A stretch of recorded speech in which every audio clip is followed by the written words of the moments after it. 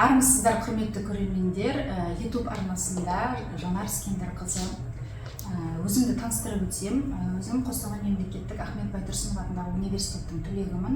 Мамандығым журналист, көп балалы анамын, сүйікті жар және келінмін.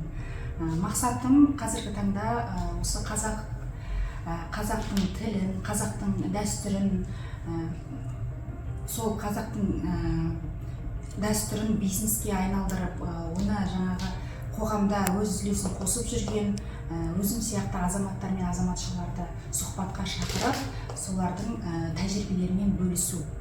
Бүгінгі студиямыздың қонағы көп балалы ана, қазіргі таңда қазақтың оюларын, көрпелерін, құрақ көрпелерін хобби ретінде бастап, ары қарай өзін бизнеске айналдырып отырған Аягөз ханымды бүгін қонаққа шақырып отырмыз. Аягөз ханым, қош келдіңіз. Рахмет, қош көрдік. Енді сіз жайлы жақынырақ танысқым келеді сізбен. Өзіңіз жайлы айтып кетсеңіз.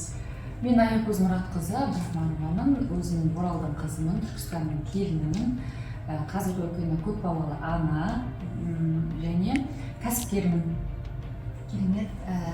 Сіз осы өнерді қалай бастадыңыз? Қалай келдіңіз осы өнерге жалпы?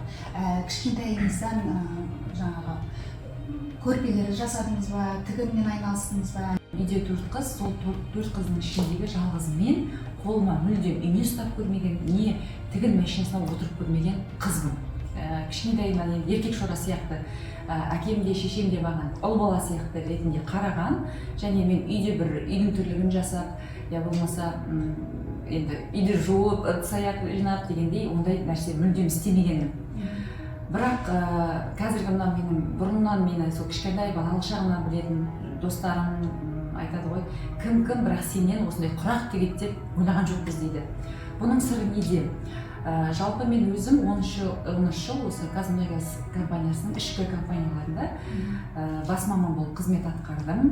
Сол 4-ші балама жүкті кезінде осы құрақ әлеміне, именно осы құрақ саласына Арза Тұрсынзада ханым үйрететін құрақты қатты жаным қалады. Прямо деген жерік болдым десем де артық айтпағаным. Қалауым сонша болды, еще қыздарға айтып кеткен ғой, декреттік демалысқа шығар кезде. В эту декретную я буду заниматься саморазвитием деп. Дәл сондай 20 күні шықтым ба, 26 күні осы курсқа жазылдым. Бұл курста жаңағы курсты сатып алмас бұрын сіңлім маған айтты: Аягөз, сен декретке шықтың, қолыңда, құлағыңда дым алтының жоқ, давай сен өзіңе бриллиант сатып ал деді. Сосын мен айттым, еще курстың бағасы, дәл сол екеуінің бағасы бірдей 250 мың теңгеге келіп тұр. Сосын ойландым, бриллиант алсам ба екен, әлде құрақ курсын алсам ба екен. Құрақтың курсы мен шықпас бұрын бір апта бұрын тарап кетті, яғни групповой болды. Сосын Арза Тұрсынзадаға звондаған кезінде ол кісі айтты, тек қана бірге бір жаңағыдай дара жеке шеберлік сабағын бере аламын, бірақ оның құны группалық сабақтан жаңа осындай есе көп болады деді. Жеке сабақ. Жеке сабақ. Яғни мен VIP пакетін алдым десем де артық айтпағаным болады. Осы Астана қаласына жалпы Қазақстан бойынша ол кісіден VIP пакетті алдым, жалғыз мен деп мақтанышпен айта аламын. Содан кейін бір күн ойландым, бриллиант алсам ба екен, әлде осы курсқа барсам ба екен деп.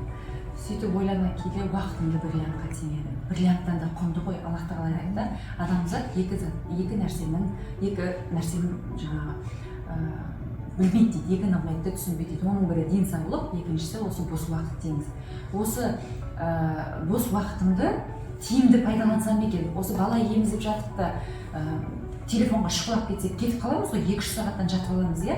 Сондай болмасыншы, осы уақытымды тиімді пайдаланайыншы деп, сосын анау күнделікті шаруа бар ғой, сомен өзім енді үй шаруасына ондай күшті немеспін, тамақ пісіру жағынан онша қолымнан келе бермейді, бірақ та ақша табу жағынан осы бизнес құру жағынан не ойлаймын, мен жақсы қолымнан келетін сияқты деп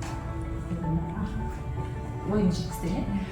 Содан кейін ойлана келе бриллиант емес, осы оқуды алдым. оқуды алдым, оқуға барғанды өкінбеймін. Ол кезде мен уақытымды тиімді пайдаланғым келді. Мынандай бизнес жасаймын немесе біреуге үйретемін деген мүлдем ой болған жоқ. Ең бастысы осы өсіп келе екі қызыма, 3 қызым ғой енді қазіргі таңда, 3 қызыма осы өнерді кейін әже болған кезде үйретсем ғой, осылардың қыз жасауын өз қолымен жасап берсем ғой деген ниет болды. Басқа ешқандай бизнеске айналдырам, пайда табам деген мүлдем ой болған жоқ. Жалпы енді осы қазір сіздің парақшаңызды қарасам, жаңағы өзіңіздің авторлық ойларыңыз бар екен, өзіңіз шығарған, оны қалай келді сол идея сізге? Жалпы айтып өттім ғой. Тоқталып кетсеңіз соны. Мен жалпы осы құраққа келгеніме 6 жылдай уақыт болды. Осы құрақ әлемінде көбінде менде жаңа өзімнің 40 жыл тәжірибесі бар технолог маманым болды, Татьяна Михайловна деген, былтыр марқұм қайтыс болды. Сол кісіден көп нәрсе үйрендім. Құрақтан бөлек, жаңа қалай тігу керек, біздерде мысалы артықшылығымыз басқа құрақшылардан сол сырманы жасырып тігудің техникасы. Яғни ол Қазақстанда барлық құрақшылар мысалы жанынан бір тігіспен тігіп немесе астынан жасырып тігетін болса, бізде астарланып жанынан тігілетін техника бар. Ол сол біздің жаңа технолог маманымыздың берген әдістемесі болатын. Ал мына оюға қалай жалпы алып шықтық дейтін болсақ, қазір біз осы соңғы 2 жылдықта белсенді осы Инстаграм әлемінде болсын, жүйелі түрде осы бизнесті ары қарай алып кету үшін мен көп мамандармен келісім шартқа отырып, осы логотипті, жалпы оцифровка бизнесі дейді, жаңағы жүйелеу форматына өткен кезде сол келісім шартқа отырған компанияның жаңағы мамандарымен келісе отырып, осы логотипті бірінші очередь осы логотипті шығару керек болдық.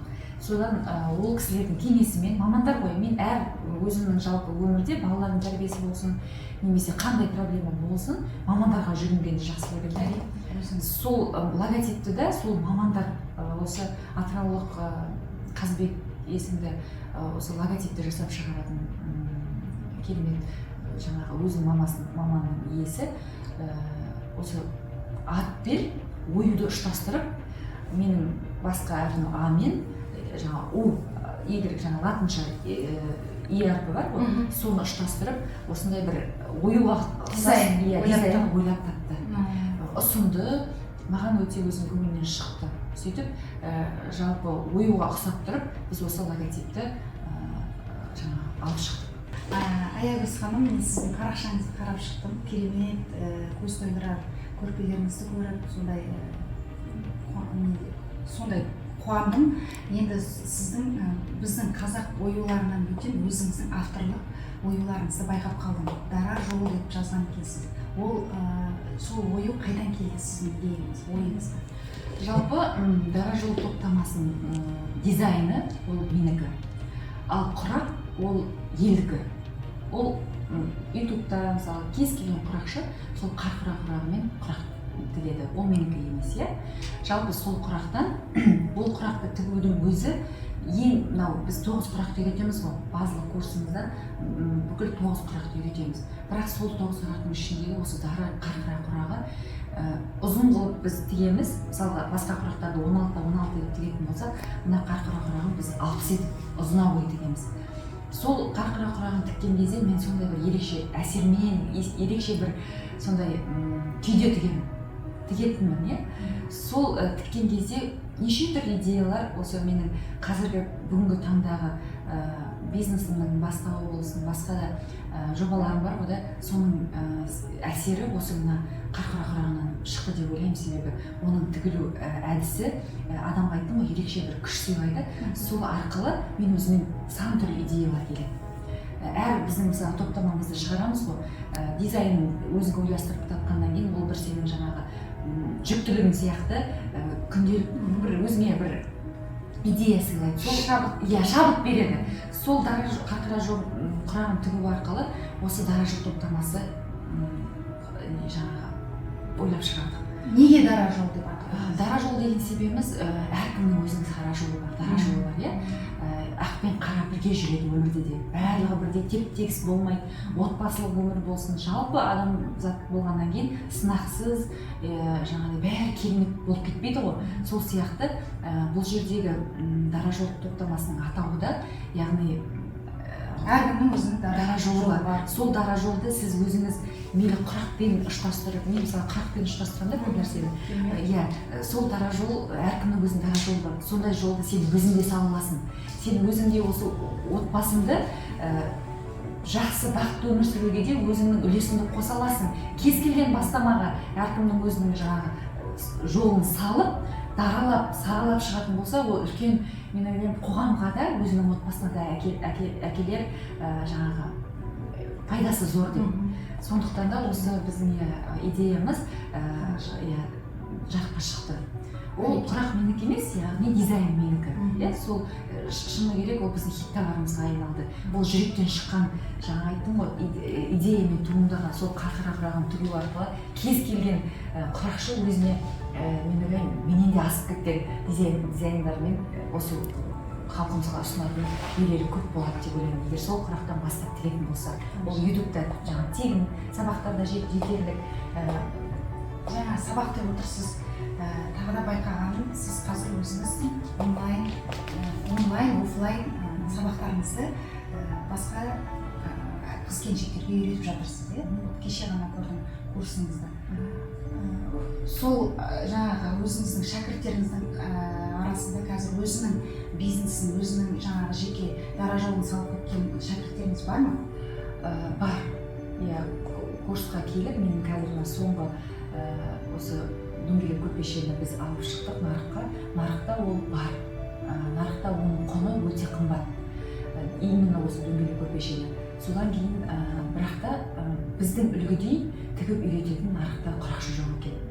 Осыны зерттей келе мен 6 ай осы дөңгелек көрпешені схемасын сызып 6 ай жүрдім. Сөйтіп осы нарыққа шығардық. Яғни курс үйретіп жатырмыз.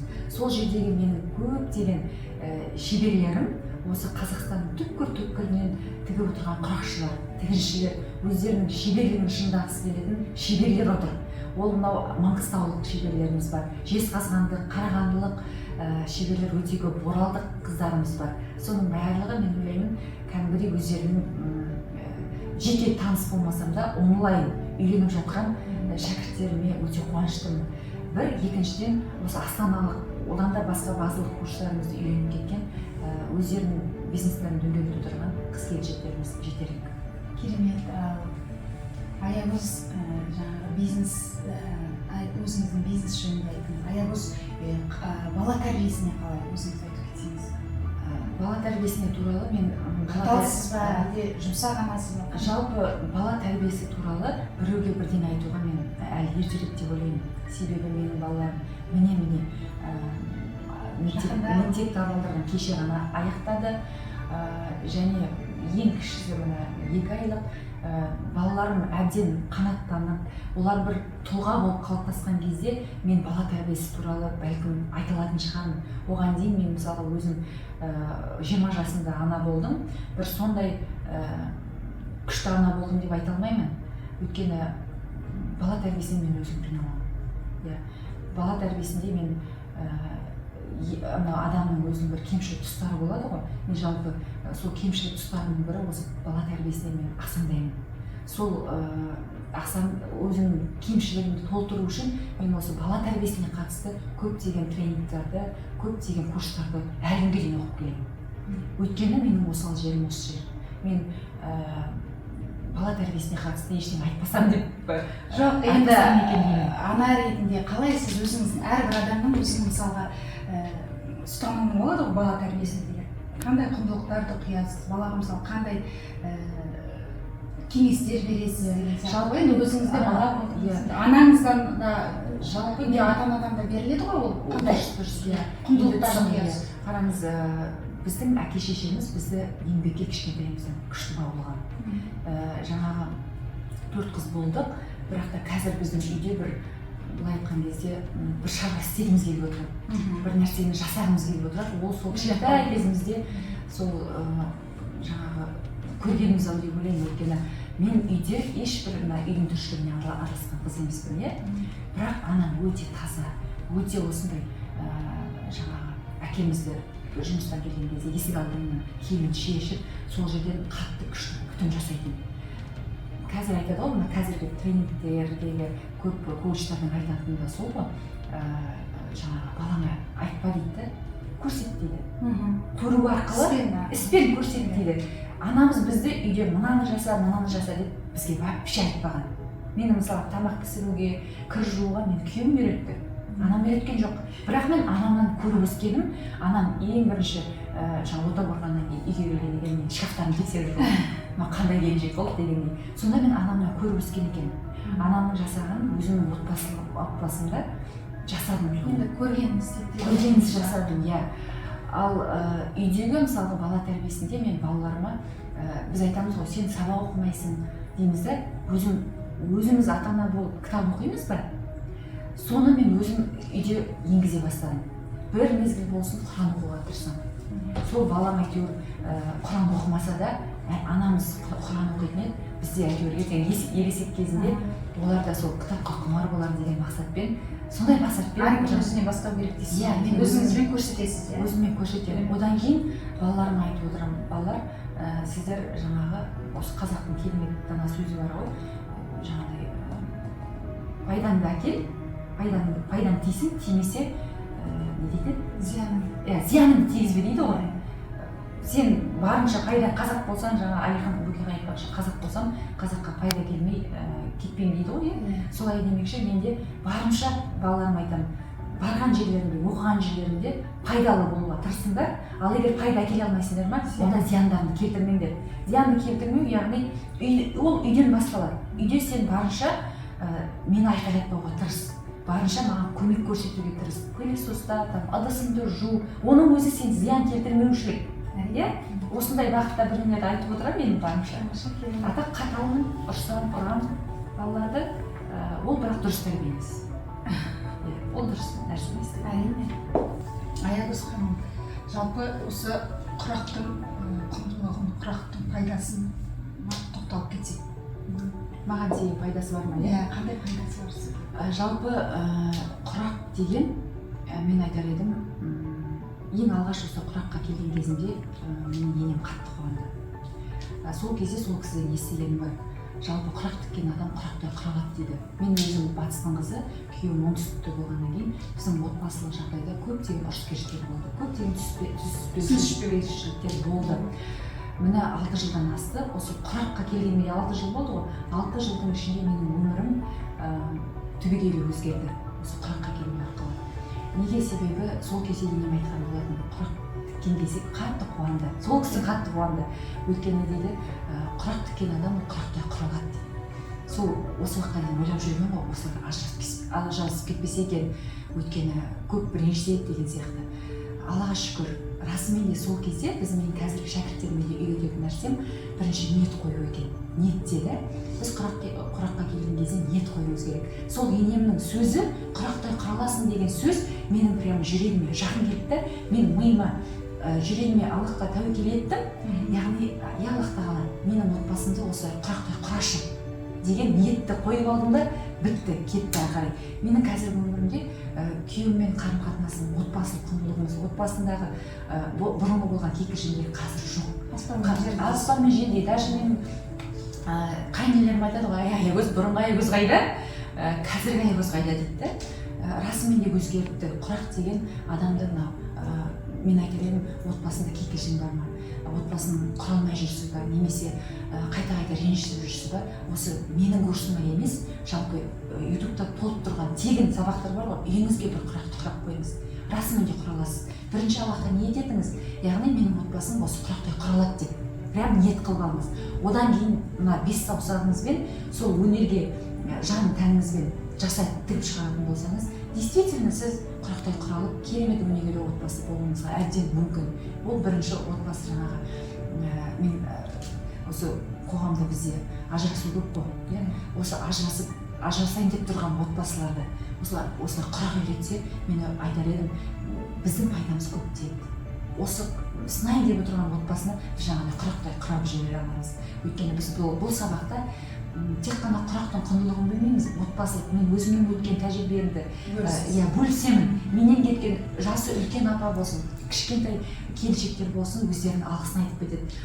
Аягөз апай, сіздің айтқан кеңестеріңіз, сіздің айтқан сөздеріңіз осы құрақты тігу арқылы күйеулеріміз бізге рахмет айтып жатыр дейді. Сізге сәлем айтып жатыр. Күйеуіміз баяғыда жаңағы осы менің ізімнен қалмай телефондарын шұқылап, тексеріп, қайда барасың, қайда келесің деп мазамызды алатын еді. Мына құрағың жақсы екен, таңертеңнен кешке осыны тігіп отырасың.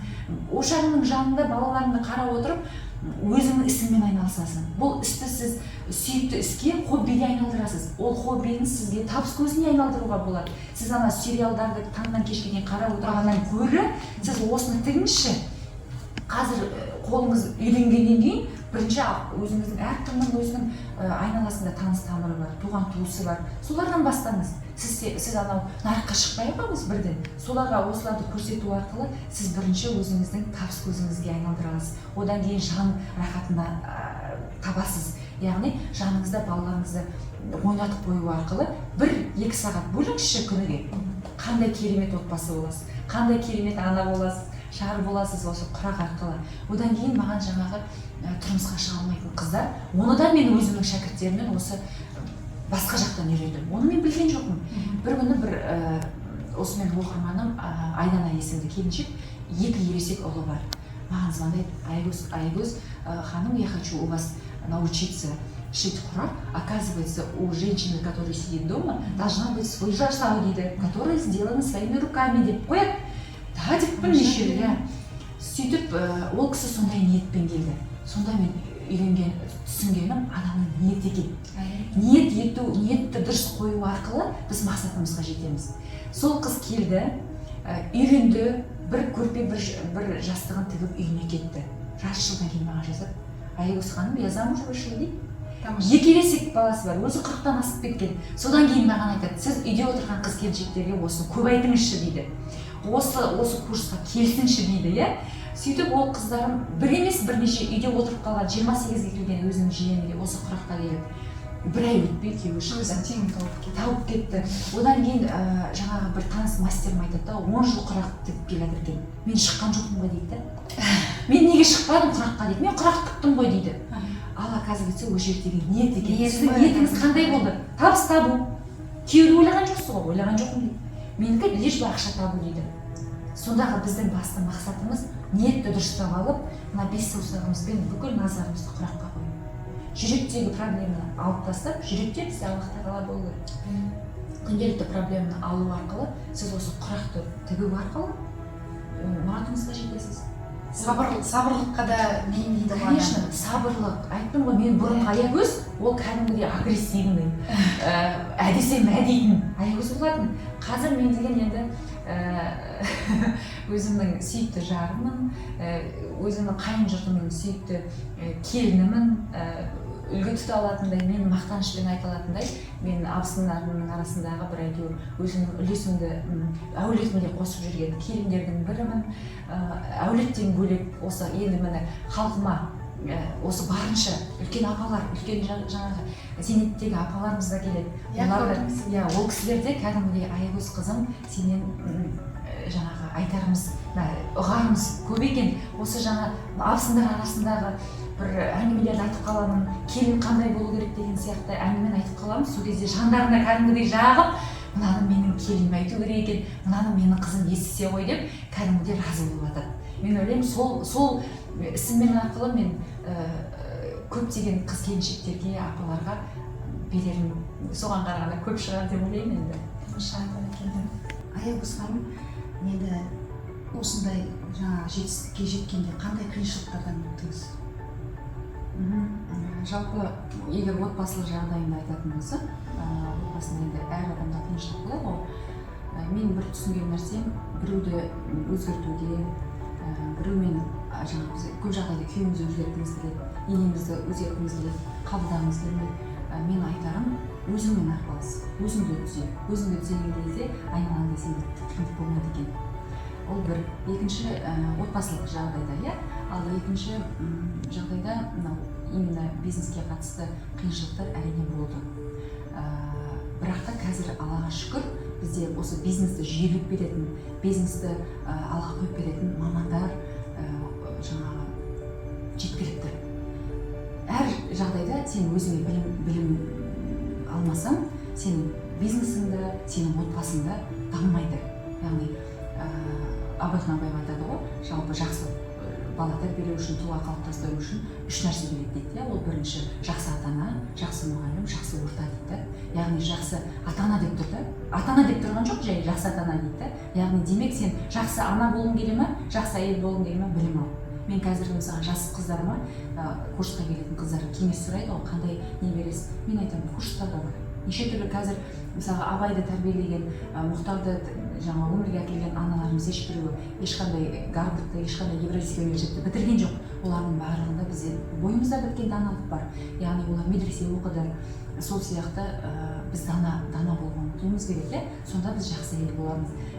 Жалпы қай жағдайда болмасын білім керек. Айттым ғой. Ал мынау бизнесте де сен егер де білімің болмаса, өзіңе білімді құймасаң, бизнесің алға жүрмейді. Ол білімді іздену керек. Сол білімді көп іздендім. Енді прямо сондай бизнесті қалыптастыру кезінде қиындықтар болды деп айтпаймын. Но дегенмен де біз бәріміз табыс көзін жоғары көбейткіміз келеді ғой. Сол мақсатта шығын шығармай, яғни сен бизнесің, біреулер айтады ғой, нөлден бастадым, бүйттім, сөйттім. Ол шыны керек, қосымша сенің ақшаң болмаса бизнесің жүрмейді. Оған сен жарнамаң бар, команда болмаса қиын болады. Жоқ, енді қараңыз, ең бірінші есте қаларлық. Бірінші мысалы ашқан шеберханаңыз. Бірінші ашқан шеберханамда ол кезде мен мүлдем шеберхана ашамын деп ойлаған, бұл пандемияның алдында болды. Осы біздер Әзірет Сұлтан мешітінде сауатты ашу курсына барып жүрдік. Сол жерде енді мен старшын болғаннан кейін мұғалімдермен жаңағы ұсыныс білдіріп, өзімнің өнімдерім бар, сонда осы қайырымдылық жұма болады, әр жұмада соған алып шықсам бола ма дедік. Сол кезде шәкірттер көріп, танысанып, Айгүл ханым сізге үйретсеңізші деді. Сол кезде осы біздің алғашқы курстарға себеп болған сол кезең болды. Сол кезде кабинет аштық, енді бірден оған машина алу керек, материалдар керек. Менің қолдаған күйеуім бірден маған 8 машина берді. Сөйтіп біз аштық. Ашып оқытып бастаған кезде пандемия болды, жабылдық. Онлайнды сол кезде үйрене бастадым. Қиын болды, бірақ та онлайн керісінше осы адамды өзінің дамытуына бірден бір үлесін қосты. Кез келген адамда қай жағынан болмасын, мейлі сен құраттық, мейлі сен бизнесіңді жоғарылап, үйден оқуға мүмкіншілік туғызды. Сол шеберханаға бастадық, одан кейін пандемия дедік, үйттік, содан жалғыз өзім тіге бастадым. Бірақ түсінген нәрсем, сіз жалғызбен көп алысқа бармайсыз. Жалғыздың үні шықпас.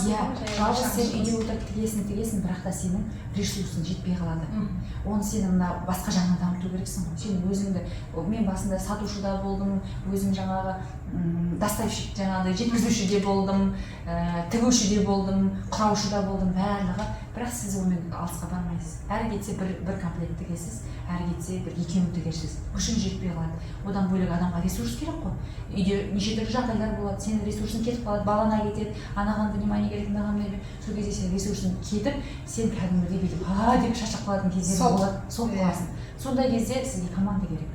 Команда болмайынша сіз бұлай өсе алмайсыз, өле алмайсыз. Сондай идея келді, сосын команда құра бастадыңыз. Команда құрап, жаңағы консалтинг кеңес беретін компаниялармен келісім шарт құрып, солармен жұмыс жасай бастадық. Енді Аллаға шүкір, қазіргі таңда осы біздің соңғы көрсеткішіміз, 2 аптадағы көрсеткішіміз 1.700.000 болды. Ол нөлден бастап, нөл табыстар, яғни табысың сенің әрі кетсе бір 500 мың болған шығар, содан 500 мыңға ито жетсе, немесе 80 мыңдық кездеріміз болып табыстап жүрген. Содан бастап біз 2 аптада 1.700.000-ге жеттік. Ол жалғыз мен емес, осы команданың бірлесіп істеген жұмысының арқасында.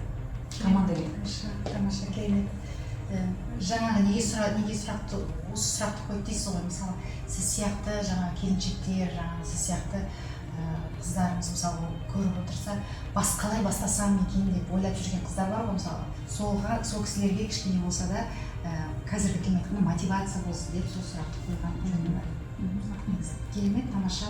Тағы бір сұрағым, мысалға осы басқа елдерде осы салт дәстүрді кәдімгі заңдастырған, иә? Ал біздің елде ондай заңдастырылмаған. Сол жөнінде не айтасыз? Жалпы салт дәстүрді енді барымызша бәріміз ұстануымыз керек. Яғни құрақпен ұштастыратын болсақ, осы салт дәстүрді біз заңдастырайық, заңдастырмайық, күнделікті екінің бірі былай айтқан кезде тіге білсе. Кішкентай кезінен мектеп кездегі оқушылар, қыздар осы құрақты тігіп үйренетін болса, ол жерде салт дәстүр, мынау оюдың мәні, мағынасы, құндылығы, соның барлығын біз осы мынау санасына сіңіріп, технология сабағы, бұрынғы біздің еңбек сабағы ғой, еңбек сабағында біз ұштастыра білсек, ол заңсыз-ақ адамның санасына сіңіп, ол өзі күнделікті сол қыз бала осы тігу арқылы өзіне күш қуат алатын, өзінің энергиясының күшейе түсуін түсіне береді. Оны біз сол кішкентай кезден үйренсек жақсылап, сонда ол біздің санамызға сіңіп, ешқандай заңдастырмай-ақ біз дамып кетер едік. Біздің құрағымыз, біздің өнеріміз кішкентайдан үйренсе, бәлкім ол одан сайын дамып кетер ме деген ойым бар. Аягөз ханым, тағы да қазір қоғамда өте маңызды орын алып тұрған қазақ тілі, иә? Біздің өзіміздің ана тіліміз. Сол қазақ тілімен осы ою өрнекті қалай ұштастыруға болады? Қалай сіңіруге болады? Жалпы мен ойлаймын, қазақ тілді сіңіру үшін бірінші қазақи тәрбие алу керек. Қазақы тәрбие, қазақ мектебінде оқымаған қыздар қалай болады дейміз ғой, оларға қалай сіңдіреміз? Яғни мейлі ол орыс тілді болсын, мейлі ол қазақ тілді қыз келіншек болсын, олардың жүрегінде мен ойлаймын, қазаққа деген, осы қазақ еліне деген сүйіспеншілік бар. Және соны тек дамытып жіберетін осындай курсымыздағы, курстарымыз бар ғой, мен всегда айтамын, әрдайым айтамын, менің курсымды үйренбесеңіз де, мынау ютубтағы нәрсені үйреніп көріңізші. Құрақ көрпені қазір заманауи үлгіде сондай көз тартымды етіп шығарып жатырмыз ғой барынша. Кез келген қазақ тілді немесе қазақ тілді емес аудиторияға оны біз үйрете аламыз. Сол құрақ арқылы, соны сүю арқылы мен ойлаймын, қазақ тілді жол табуға болады, оны сіңіре аламыз, яғни үйрете аламыз.